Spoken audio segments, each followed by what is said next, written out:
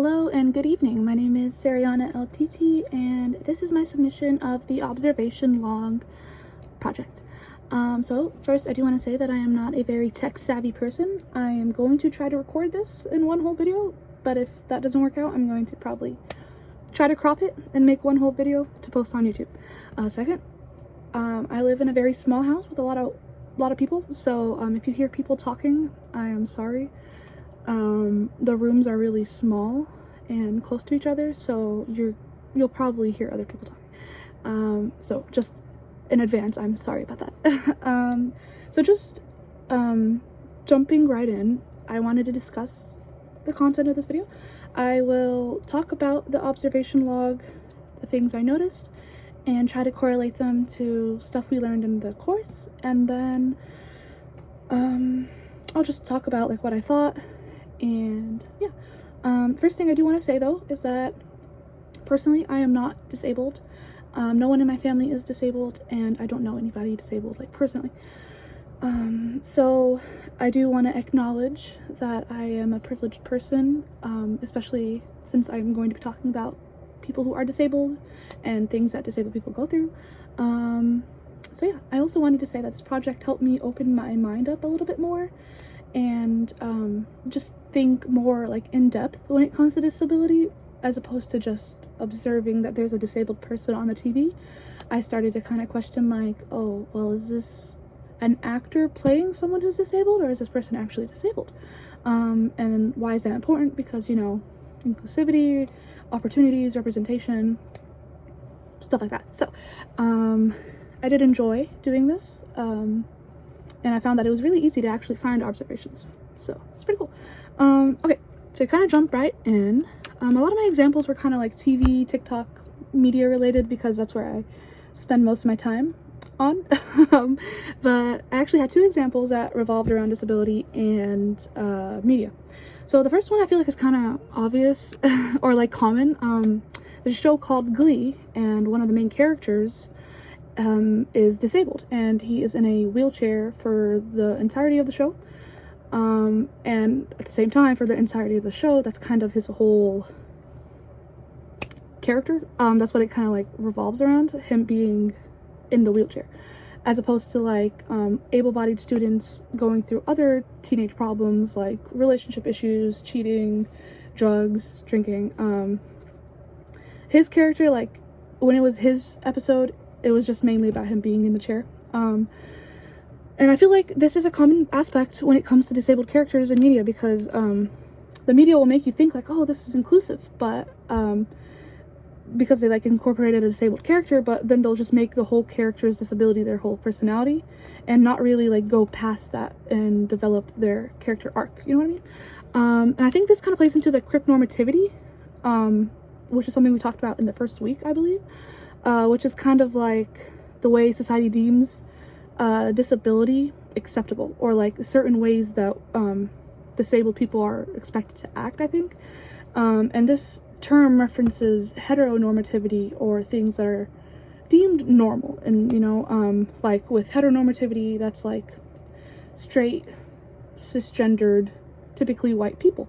Or with homonormativity, it's like once again, usually like gay, able-bodied white men.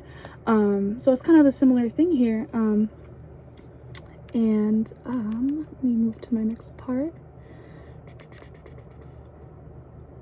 Yeah, so here we can kind of understand that the character, his name is Artie, I don't know if I said that, he's expected to struggle or face an issue revolving around his disability, while the normal or able-bodied people or characters are dealing with more normative problems, like I said, relationship issues, or in the show's case is like, who's gonna get the soul of the week? Like that was never something he had to worry about, because his character was always worried about his disability, essentially. Another example is very similar, because it's similar issue, just a different disability. So this character is deaf, and this is, I think, in a 2000s movie, because I was watching a YouTuber review the movie and then the character popped up and I was like, oh, this is a perfect example. So the character is 100% deaf but does not communicate through sign language. I think the most I saw him do was like I'm deaf, and that's it. But like, I think his whole character relies on reading lips, and that's how he communicates with the other main characters. And a lot of people, I feel like, think this is the normal way, like, people who like are deaf communicate, but actually, deaf people, like, I think a very small percentage of deaf people rely on reading lips. I think it was actually like 10%. Deaf people rely on communicating through sign language, or at the most it'll be like writing, but a lot of deaf people don't actually know how to lip read. And I think this is an example of like the norm, like people expect deaf people to conform to the default, which is hearing. Like we expect them to know how to read our lips, and we have to do no effort to try to understand them. They have to try to understand us. So I feel like this is something that was like pretty interesting. And I think these examples also correlate to the topic of positionality, since they kind of put into perspective how society positions their identities as being oppressed or privileged. So in this case, both characters are oppressed because of their disability. Side note, they are privileged in the fact that they are both white, cisgendered men. So there is that. Okay, so another example I wanted to discuss is when I go to UH, the main campus, I drive because I commute, and I park at East Parking Garage, and then I walk to my buildings. So I observed this on February 13th, I think. Yeah, February 13th. But it actually happened a couple times, like previously and also after. But I'll park like on the 3rd or 4th floor, and like I'll use the stairs coming down, but on the way back I'll just like go up the elevator. But there's been a couple of times now where the elevators were not working. But I noticed that there are handicapped spots on the 1st, 2nd, 3rd, 4th, and I'm assuming the 5th floor. And I know they're there for sure because I see them. So when I saw this, I was kind of like taken back a little bit, because every single time it's been kind of like unexpected that they're not working. So the first thing I thought of was like, how do handicapped people get up to their car then if it's not working and there's no announcement about it? Every single time there's been no announcement. So I just thought that was a pretty good observation, and it made me think about, like, since the world is developed around the idea that people are able-bodied and can just take the stairs, where does this leave people who are disabled? Like, how would they get up there if they're on crutches, you know? Finally, I noticed that there is a lot of inclusivity in media, and that is a good thing, but like, we need to do a little bit better at going more in depth, and we're kind of scratching the surface with like having a deaf or a disabled person, but then like sticking to that for their character. I feel like it's important because like seeing the representation of a disabled character or a person of color, like the Little Mermaid, we had Black Ariel for this past year, and I thought that was really cool because like little young Black girls or kids got to see that on TV and grow up with it.